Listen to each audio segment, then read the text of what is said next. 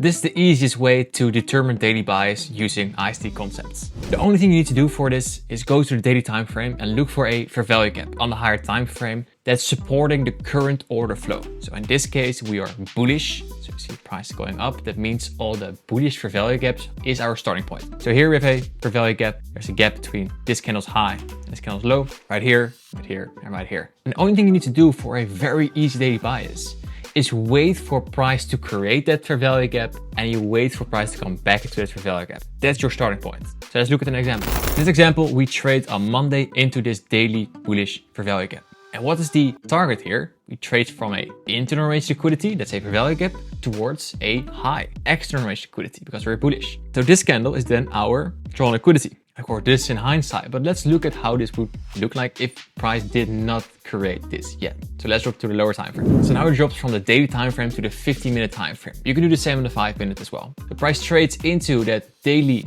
bullish fair value gap, and then we displace higher. And if we displace higher, we are looking at lower time frame discount arrays, bullish arrays to support price higher. So what do we see here? We have a fair value gap here. We can use as support price. We have a massive order block right here. We have a breaker right here. So in this area in price, let's also mark out the breaker here is the up close candle here, breaker.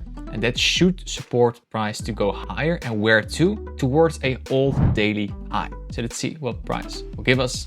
Consolidation, and we go to the draw on liquidity. And you can do this on every asset, on every time frame. I use the daily. You can also use the weekly, 4-hour. I prefer to use the daily level together with a 5 or 15-minute execution. This way you always have your daily bias.